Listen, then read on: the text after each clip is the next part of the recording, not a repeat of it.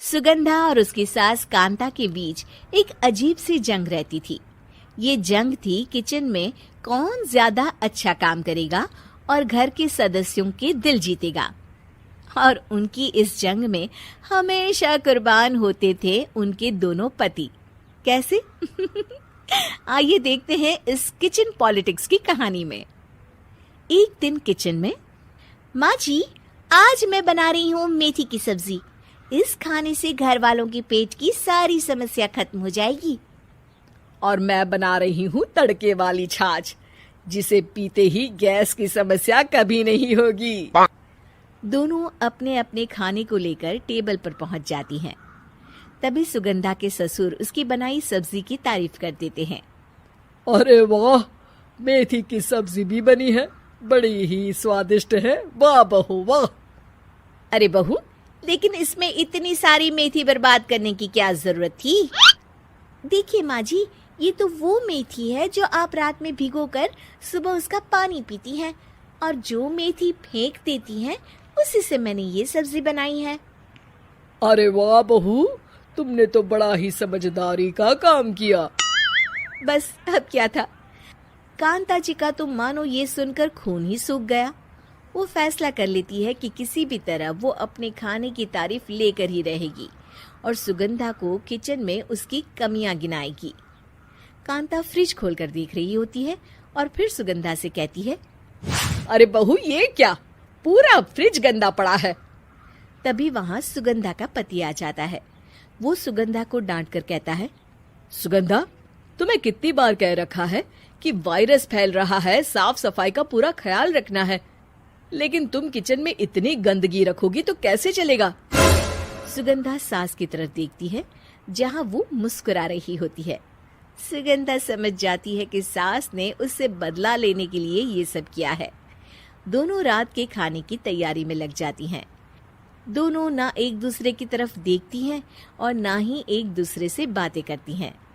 रात को खाने की टेबल पर एक एक कर दोनों कई तरह के अलग अलग व्यंजन टेबल पर लगा देती हैं और अपने अपने पति के पास जाकर खड़ी हो जाती हैं।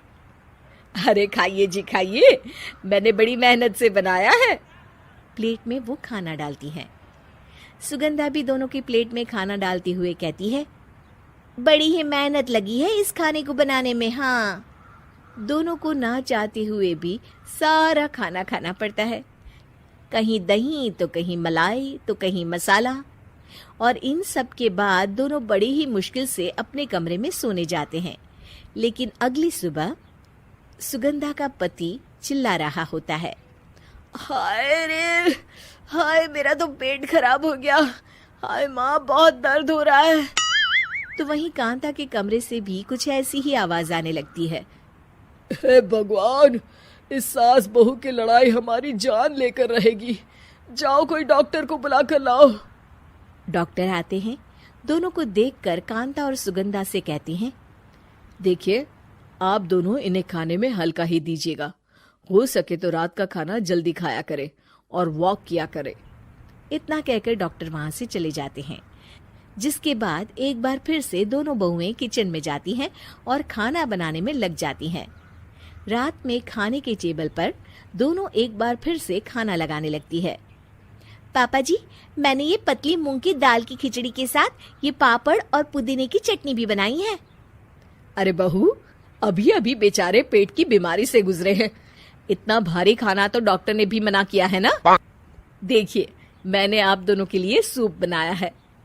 और दोनों उन लोगों की प्लेट में खाना डालने लगती हैं। तभी दोनों एक साथ बोल पड़ते हैं, बस करो, हमें माफ करो, हमें नहीं खाना इस घर में, ना खिचड़ी और ना ही सूप। हम इंसान हैं, एक वक्त में एक ही खाना खा सकते हैं। बस करो, हमें माफ करो, हमें नहीं खाना इस घर में, ना खिचड़ी और ना ही सूप। हम इंसान हैं, एक वक्त में एक ही खाना खा सकते हैं। इतना कहकर वो दोनों वहां से चले जाते हैं। कहानी का अंत। आप लोग उम्मीद कर रहे होंगे कि अंत में सब ठीक हो जाएगा। नहीं जनाब, अगर सास बहू के बीच सब ठीक हो जाए तो आप ये सीरीज देखे ही क्यों? तो मजा लीजिए इस चैनल में सास बहू से जुड़ी कहानियों का, क्योंकि ये ऐसा रिश्ता है जिसकी मिठास उसकी खटास में हमेशा ज्यादा ही रहती है।